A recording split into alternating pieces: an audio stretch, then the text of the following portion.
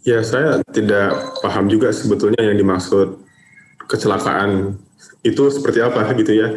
Karena kalau dilihat dari awal kan ini memang sudah ada kejanggalan dari awal gitu. Kenapa ekspor benih lobster ini dipaksakan sejak Pak Edi dilantik gitu. Tapi kemudian ini terus dilakukan dan kemudian ada permasalahan di dalamnya, termasuk salah satunya adalah kasus korupsinya gitu ya. Ya, saya terus terang tidak paham apa yang dia maksud untuk dibilang kecelakaan begitu ya. Halo sahabat Dikbud, di masa kebiasaan baru seperti sekarang ini, ingat selalu pesan ibu. Keluar rumah kalau penting saja ya nak, ingat untuk selalu 3M. 3M itu mudah dilakukan dan bisa mencegah penyebaran virus corona. Menggunakan masker, mencuci tangan dengan sabun dan air mengalir, menjaga jarak. Sahabat Dikbud, kalau kamu sayang keluarga, jangan bawa virus ke rumah ya. Ingat pesan ibu, ingat 3M.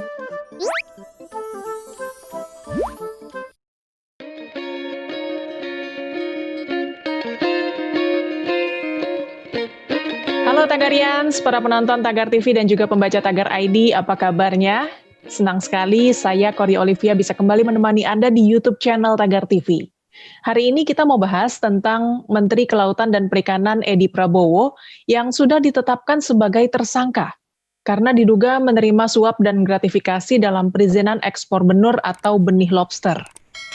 Ketika Susi Pujiastuti jadi Menteri Kelautan dan Perikanan, Susi melarang ekspor benur sebagai wujud kedaulatan atas keberagaman sumber daya hayati Indonesia. Edi Prabowo ditangkap KPK di Bandara Soekarno-Hatta pada Rabu dini hari 25 November 2020 sepulangnya dari Amerika Serikat. Penyidik senior KPK Novel Baswedan juga disebut ikut dalam penangkapan Edi Prabowo. Setelah resmi jadi tersangka, Edi meminta maaf dan mengundurkan diri sebagai menteri dan juga mundur dari kepengurusan Partai Gerindra. Untuk membahas hal ini lebih lanjut, saya sudah bersama dengan Egy Primayoga, peneliti dari Indonesia Corruption Watch. Halo Mas Egy, apa kabarnya Mas? Halo Mbak Kori, kabar baik. Mas Egy, Menteri Edi Prabowo ketika akan menggulirkan kebijakan ekspor benur, sebenarnya banyak pihak yang sudah menentang, sudah mengingatkan agar ia meneruskan kebijakan Susi Pujiastuti yang mengharamkan ekspor benur. Menurut Mas Egy, kenapa nih Edi Prabowo tidak belajar dari Susi Pujiastuti? Ya, bicara mengenai kasus ya, sebetulnya ini kan sudah menjadi polemik sejak lama. Beberapa bulan setelah Edi Prabowo dilantik, bulan Desember 2019, kalau saya tidak keliru, wacana pembukaan kembali ekspor benih lobster ini sudah sempat dilontarkan. Dan waktu itu sempat jadi perbincangan publik karena diduga ada kejanggalan di situ, begitu ya. Nah, pertama ini karena ekspor benur dianggap dapat merusak ekosistem laut, begitu ya, ekosistem perikanan. Dan selain itu, wacana yang memaksakan pemberlakuan ekspor ini diduga menguntungkan pihak-pihak tertentu. Namun, sepertinya catatan itu dihiraukan oleh pihak yang bertanggung jawab, termasuk diantaranya Presiden Jokowi, sehingga akhirnya kebijakan ekspor lobster dibuka kembali setelah sebelumnya ditutup oleh Menteri KKP yang lalu, Bu Susi, gitu ya. Dan sekarang ternyata terbukti ada permasalahan di balik itu. Ya, Mas Egy, ini dari keterangan KPK, Edi Prabowo diduga menerima uang dari hasil suap perusahaan yang diberi izin mengekspor benur ya. KPK membuka data tanggal 5 November 2020, ini diduga ada transferan dari rekening ABT ke rekening salah satu bank atas nama AF. Sebesar 3,4 miliar rupiah. Nah, ini bagaimana tanggapan Mas Egy terhadap keterangan KPK ini, Mas? Ya, saya juga dari kemarin sebetulnya menduga-duga ini permasalahannya yang mana gitu ya, yang menjadi alat untuk KPK menindak mereka begitu, karena permasalahan ekspor benih lobster ini nggak cuma satu gitu. Nah, tentu ini perlu diapresiasi ya kinerja penyidik KPK yang dalam hal ini dipimpin oleh Novel Baswedan begitu. di tengah berbagai kesulitan dia dan teman-temannya dan timnya masih bisa menindak kasus yang diduga melibatkan Edi Prabowo. Ini seorang menteri, gitu ya. Nah, di luar itu kita juga sebetulnya kenapa menduga-duga, karena masalah kebijakan di permasalahan ekspor benih lobster ini banyak sekali, gitu. Ada soal pengabaian rekomendasi Kajiskan, gitu ya, yang sebagai pihak yang bertanggung jawab untuk merekomendasikan kuota dan sebagainya, tapi itu dilabrak, gitu, atau rekam jejak perusahaan eksportir yang juga tidak dilihat, yang mana perusahaan-perusahaan itu adalah perusahaan yang relatif tidak punya rekam jejak untuk melakukan ekspor, begitu. Jadi ya ini permasalahannya banyak dan ternyata ada permasalahan suap di situ, ya itu tidak lagi mengherankan buat saya, gitu. Ya, dan KPK juga menyebut transferan uang yang dipakai Edi Prabowo dan rombongan untuk belanja barang mewah di Honolulu itu berasal dari rekening 2 pemilik perusahaan yang diizinkan mengekspor benur ya. Kalau menurut Mas Egy, gimana sih ini jejak korupsi Edi Prabowo kok seperti begitu mudah ditemukan KPK? Ya, saya tidak tahu semudah apa ya. Mungkin juga sulit gitu, tapi mungkin memang ada yang melapor tapi dengan data yang solid sehingga KPK bisa langsung bergerak untuk melakukan itu. Gitu. Jadi itu yang perlu diperhatikan. Nah, andai kata itu pun jadi berbekal dari laporan masyarakat, begitu ya. Ini menunjukkan bahwa laporan masyarakat sangat penting dalam melapor kasus dimanapun itu, apalagi yang melibatkan aktor-aktor besar. Gitu. Ini buat saya perlu dijadikan catatan penting. Baik, Mas Egy, setelah kembali dari Amerika Serikat, Edi Prabowo ditangkap KPK di Bandara Suta Rabu dini hari ya, 25 November.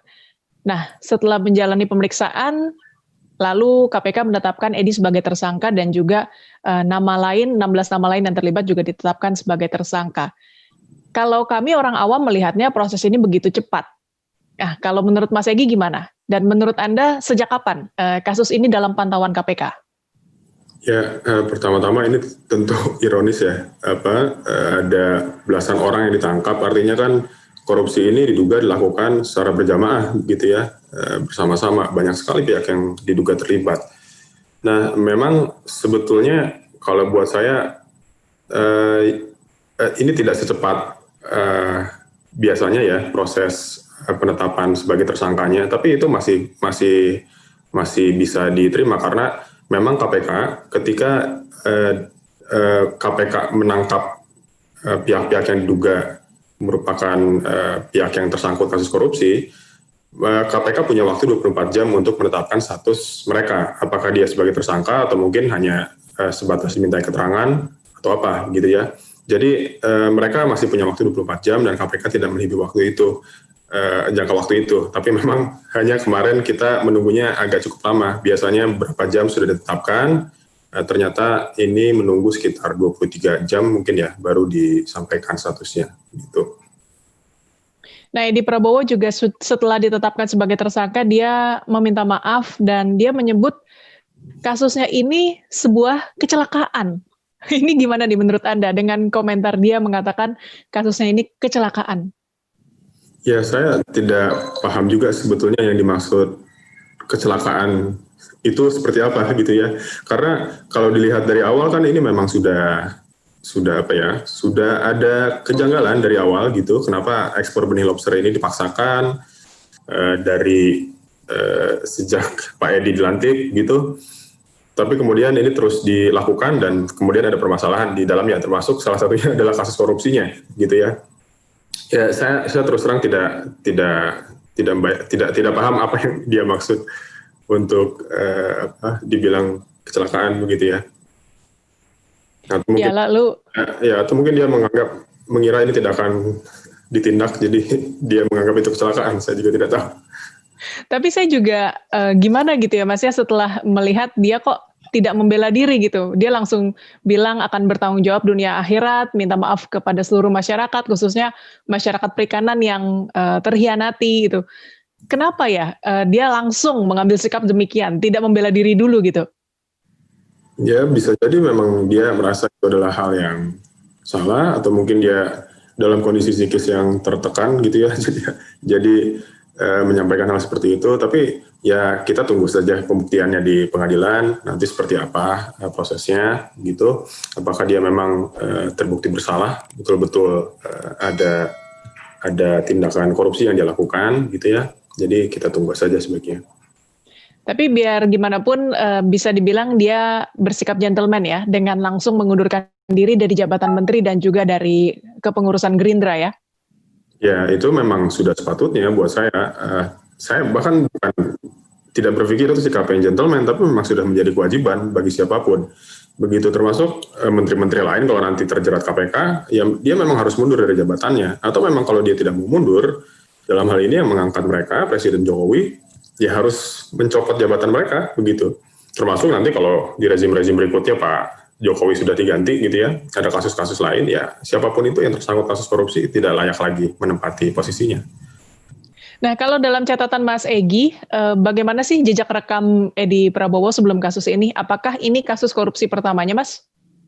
Ya, memang yang terbukti yang menjadikan dia sebagai status tersangka baru ini ya, gitu. Dan ya rekam jejaknya dia dekat dengan Pak Prabowo sampai situ, gitu ya. Kita tidak bisa bicara yang lebih lebar lagi karena memang belum ada yang ditemukan soal rekam jejak dia tersangkut kasus korupsi di kasus lain misalnya, itu belum ada. Oke, nah ini kan setelah Edi Prabowo diciduk KPK, langsung ramai nih di sosial media. Susi Pujiastuti langsung diminta untuk jadi Menteri Kelautan dan Perikanan lagi gitu. Mungkinkah hal ini terjadi, Mas? Ya, saya tidak tahu ya, itu mungkin jadi pertimbangan Pak Jokowi, begitu. Itu yang mereka, itu yang Pak Jokowi, itu adalah tugas Pak Jokowi begitu ya. Dan Pak Jokowi juga tentunya kalau mau mengangkat Bu Susi lagi, tentu perlu mempertimbangkan kalkulasi politiknya juga kan. Karena Pak Edi kan berasal dari Partai Gerindra, kalau misalnya jabatan yang diberikan kepada pihak lain, partai selain Gerindra misalnya, atau pihak lain selain Gerindra, ya ini juga mungkin apakah akan menimbulkan respon yang negatif dari Partai Gerindranya atau enggak, ya kita nggak tahu. Tapi sekali lagi itu memang ya tergantung Pak Jokowi, dia mengkalkulasi politiknya seperti apa gitu. Baik, menurut Anda Mas Egy, kalau misalnya bukan Susi Pujiastuti, kira-kira siapa yang pantas menggantikan Edi Prabowo? Wah, saya kalau ditanya seperti itu saya nggak punya bayangan, Mbak. Gitu ya. Tapi yang pasti siapapun orangnya, pertama prinsipnya adalah kalau kita mau mengangkat pejabat publik, dia harus merupakan orang yang memiliki integritas dan kapasitas. Jadi bukan semata-mata bagi-bagi kue kepada partai politik atau kepada pihak-pihak pendukung, gitu ya. Dimanapun posisinya, mau dia menteri, mau dia staf khusus, staf ahli, mau dia komisaris, mau dia direksi dan sebagainya gitu ya, itu harus dipertimbangkan gitu. Jadi tidak semata-mata bagi-bagi kue. Jadi saya harap kalaupun nanti ada pengganti dari manapun asalnya, Jokowi semestinya mempertimbangkan hal itu gitu. Jangan sampai kasus ini terulang lagi ke depannya gitu. Baik, ini sebagai closing statement, Mas Egy, mungkin Anda punya catatan khusus berkaitan kasus dugaan korupsi Benur Edi Prabowo ini?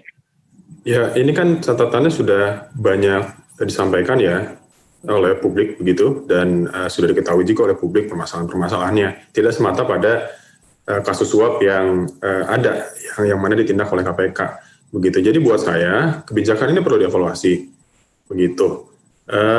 Perlu ada evaluasi menyeluruh, bahkan seluruh kebijakan yang dikeluarkan di masa Pak Edi Prabowo menjabat sebagai Menteri KKP begitu. Jadi jangan sampai ini berhenti di titik itu saja begitu ya, titik yang menjadikan kasus suap ini ditindak oleh KPK, tapi perlu ada evaluasi yang besar, yang menyeluruh, supaya kasus ini ke depan tidak lagi semakin parah gitu. Baik, Mas Egy, terima kasih Mas untuk waktunya, sehat dan sukses selalu Mas Egy. Sama-sama, terima kasih Mbak Kori. Tagarian, demikian perbincangan saya bersama Egy Primayoga, peneliti dari Indonesia Corruption Watch. Subscribe YouTube channel Tagar TV dan klik loncengnya juga untuk mengikuti video menarik membahas topik terhangat hanya untuk Anda. Dan selalu ingat 3M, memakai masker, menjaga jarak, dan mencuci tangan. Saya Kori Olivia, Tagar TV.